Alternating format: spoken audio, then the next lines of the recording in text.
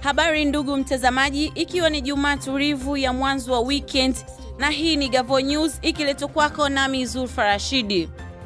Rais mstaafu wa Jamhuri ya Muungano wa Tanzania, Jakaya Mrisho Kikwete, amewasilisha ujumbe maalum kutoka kwa Dr. Samia Suluhu Hassan, Rais wa Jamhuri ya Muungano wa Tanzania, kwenda kwa Adama Barrow, Rais wa Jamhuri ya Gambia. Mazungumzo kati yao viongozi hao yamefanyika Ikulu Gambia jijini Banjul. Akiwakilisha ujumbe huo na kueleza kuwa uhusiano wa kidemokrasia kati ya Tanzania na Gambia na dhamira ya Rais Samia ni kuimarisha zaidi uhusiano huo kwa manufaa ya wananchi wa pande zote mbili. Aidha, Rais Barrow amepongeza utamaduni wa kisiasa wa Tanzania ambapo viongozi wakubwa hukabidhiana madaraka kwa amani na utulivu, akieleza kuwa ujio wa Rais mstaafu Kikwete kama mjumbe maalum wa Rais Samia ni ishara ya ukomavu na siasa na utawala bora nchini Tanzania. Mwandishi wa habari mkongwe Afrika Shaka Sali, mzaliwa wa Kabale, Uganda, aliyekuwa akifanya kazi kwa muda mrefu katika shirika la habari la Voice of America kabla ya kustaafu, amefariki dunia Virginia nchini Marekani. Taarifa ya awali zinaeleza kuwa Shaka amefariki dunia akiwa na umri wa miaka 71. Chama cha Demokrasia na Maendeleo Chadema kimetangaza kuitisha kikao maalum na watiania wa nafasi za bunge kupitia chama hicho.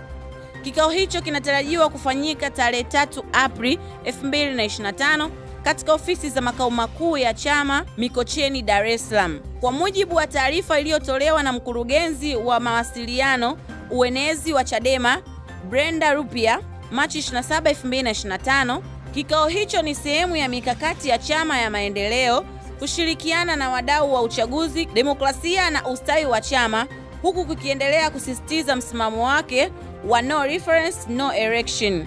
Chadema imesisitiza kuwa taarifa zaidi kuhusu maazimio ya kikao hicho zitatolewa baada ya mkutano huo kufanyika.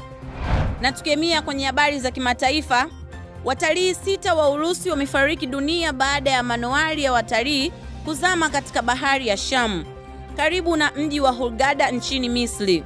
Hili ni tukio la pili kuhusisha meli ya kitalii katika bahari ya Shamu katika miezi hivi karibuni. Mnamo Novemba, mashua ilipinduka karibu na Marsa Alam ambayo ilisababisha watu 11 kutoweka, ikidhaniwa kuwa wamefariki.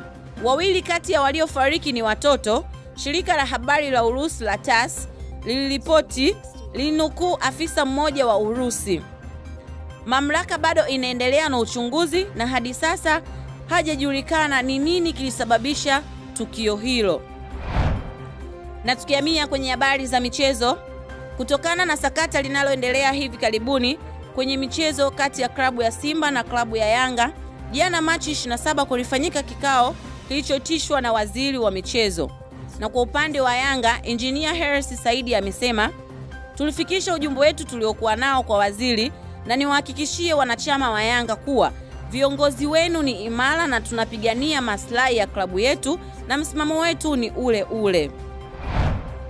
Na kwa upande wa klabu ya Simba, imebuka na ushindi mkubwa baada ya kuichapa timu ya Bigman bao 2-1 katika viwanja vya KMC jijini Dar es Salaam.